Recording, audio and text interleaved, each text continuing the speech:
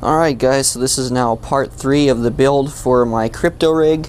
As you can see right now, it is significantly, improved from the last time that you saw it in terms of the actual case.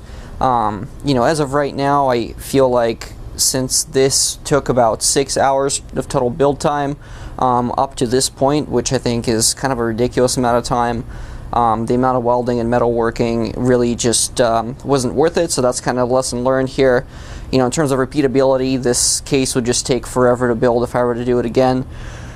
So looking back at it now, having gone this far with this method, I think for next time what I'm basically going to do, since this case will be getting some lexan on the sides for the water tightness of the whole thing, since this will be sitting outside, I think the next time I do the build, it will probably just be entirely lexan and this wood at the bottom, as opposed to wood and metal. But as it stands right now, I didn't have any PVC pipe lying around. That would have made things a lot easier and also a lot faster to kind of work on it. All things said and done, though, it is more or less complete at this point. As you can see, the switch is running. I've also got all of the units powered up. You can see all of them cycling right now. So all of it's running. Obviously I still have yet to actually go ahead and configure this with the mining software, but so far so good. All the fans are running. It seems to be all fairly secure. I don't have any issues with it so far. The power supply, as you can see, is right up top, so it's venting heat off at the top of the case. It is also far away from the switch, and so the switch is not contributing any heat to the system either. Eventually there will be a second stack of these on the left side, and if possible at some point I would also like to have a third stack in here, because I feel like I could totally do it and still be able to fit it with a second switch in here as well. It may be possible that I could go for a fourth stack, but the question at that point would be whether or not I can have another power supply in here without causing too much interference with the Ethernet as well. The other issue is that having that many stacks in here would obviously also mean that I would effectively have quite a significant power draw as well.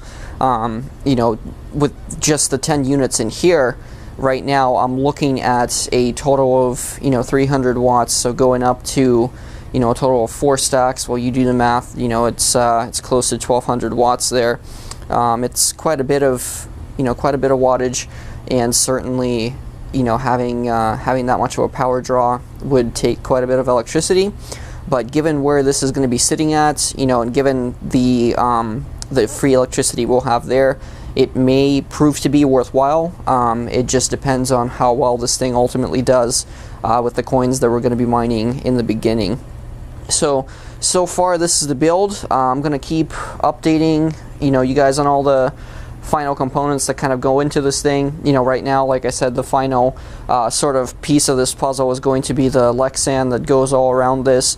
Ultimately, all the creases are going to be filled in with some silicone, which is basically the same silicone stuff you would put around your bathtub, for example. So fairly straightforward. It should keep the case watertight. Also allow me basically to keep this thing outside or in sort of inclement weather without having to really worry about it too much, which also means the cooling is going to be quite significant, because where I am on the coast, the temperatures stay pretty freaking low during the winter season, and thankfully the winter season's coming up. So keeping this cool in general is going to be real easy, which again contributes to the efficiency of the whole system, and ultimately means that I can potentially push it a little bit further than I could during the summer to make that that extra bit of cash.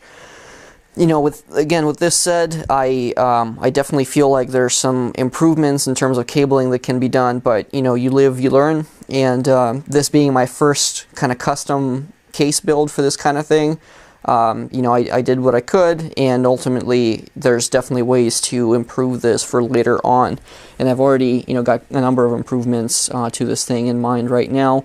But as it stands, I'll see if the power wires end up ultimately being too long, and if that causes issues as far as stability and so on. You know, right now I don't really see too many problems, but again, I'm not looking on the software side of things, so it's hard to tell how well it's actually doing. Basically, all I have to go on right now are the status LEDs that are blinking on each and every single one of these, as far as that's concerned. So anyway, guys, once the next video is out, more of the case will be put together, and ultimately and hopefully at that point I'll also be going over the software that I'm using to run this whole setup. So again, you know, feel free to like and subscribe, and I'll see you all in the next video.